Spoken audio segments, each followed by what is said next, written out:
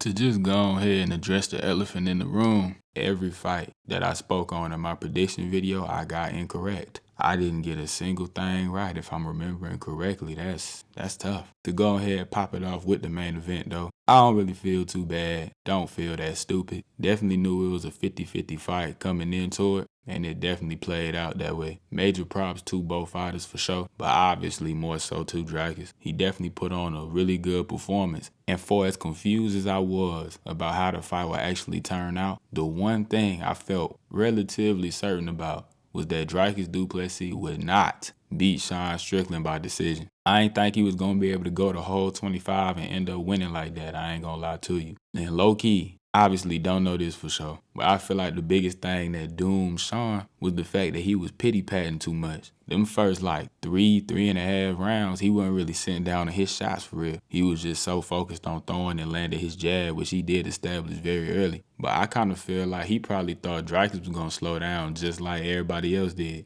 Whole time, Dracus ain't really slow down for real. That's cap. Yeah, he did. But Sean did too. I really feel like it was a couple of different things that put Dracus over the top. One really was just his relentlessness. First round ain't really go too well for him. We all know that. Sean established his jab super early. He defended basically every leg kick that Dracus threw. Wasn't the best 5 minutes. Even so, Dracus still stood behind his game plan. Got his own jab going, kept throwing leg kicks, and kept blitzing forward, and eventually as the fight continued, he was able to land more on Sean. But I think the real thing that got him this dub was how consistent he was with his body work, specifically those body kicks. He landed a lot of big kicks to Sean's body that not only probably won him these rounds, but they also ended up paying dividends later on in the fight because, as I mentioned earlier, Sean Strickland also slowed down himself. And Dracus didn't wrestle as much as I thought he probably would have or needed to get the win. He shot a fair amount, and he did also get a good amount of takedowns. He wasn't able to really control Sean though. Props to Sean Strickland for that. But Dracus was able to get some timely takedowns that probably helped them in winning a couple rounds as well. It was so interesting watching these two exchange on the feet because I felt like I was staring at massive openings on both fighters that other fighters may or may not be able to take advantage of. But Sean nor Dracus was really able to find those fight-changing shots that I felt were wide open. But that is just me commenting from my couch.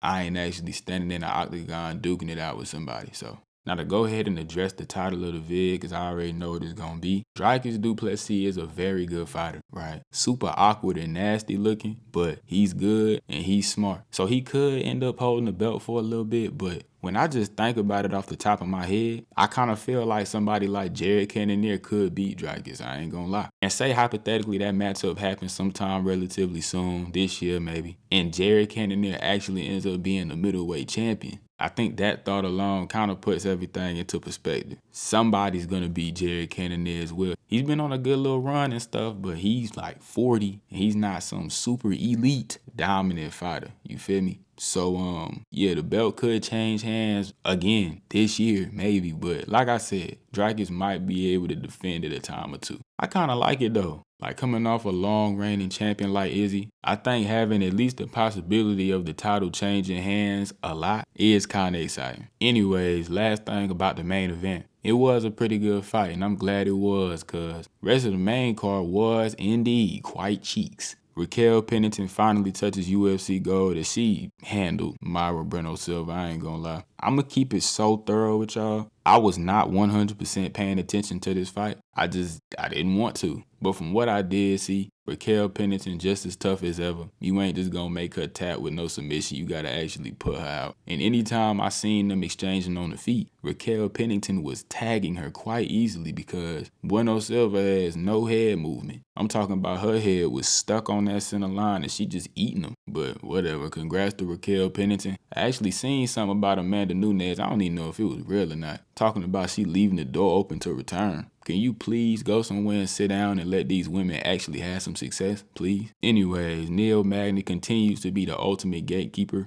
giving up quite the comeback against the hometown hero Mike Malott. This fight I really wasn't paying attention to because, hey, that 49er Packer game was getting a little too lit. Early on, I was seeing Mike Malott establish the leg kicks, which is the weakness of Neil Magny at this point. So I'm like, oh, Neil Magny about to get cooked again. I look at the football game, look back at the fight, and Mike Malott got Neil Magny up against the cage like this man ain't got one leg. So for some reason, the fight turned into a grappling match, and Neil Magny was able to turn around, and he absolutely pummeled Mike Malott, I'm not gonna lie. And this ain't the best look. His whole little hype train, I don't think he had that much hype, but he had a little something going. I think he's absolutely cooked now. He's like 32, just got whammed by the gatekeeper, he's done for. And then to speak on the second best fight on the main card, which I think everybody knew was going to be the case, Movsar Evliev got the dub against Arnold Allen. And let's just call it what it is. Evliev's stand-up has improved quite a bit, specifically defensively. But even offensively, the streets talk so heavy about Arnold Allen's stand-up and his jab, which very early on in that first round, he was establishing quite well. But Evliev was able to retaliate with his own jab, including sitting Allen down in that second round with a strong step-in jab. Then he followed it up with that right hook. He had Arnold Allen hitting the chicken dance for a second. Obviously, the wrestling and the grappling overall is Evliev's forte. Think about Arnold Allen, he's a really strong dude, so there was a few times he was able to really fight Evliev off, and he knew that's what he had to resort to because early on he was trying to Granby a whole lot, but Evliev got crazy grip strength. He was staying attached to that boy like it wasn't nothing. And I know Evliev thankfully was only a 3-round fight because, to be honest, he was spamming that right straight into a single leg literally over and over. And Arnold Allen got it down to a T after a while, but by that time the fight was already over. Either way, great performance from Evliev. Will probably be in the top 5, top 6 at least, golly. And he probably one fight away from a title shot. I don't know who next, but he is a dangerous threat to anybody in the division with just how he fights, like just his style overall. So I'm interested to see where he go from here.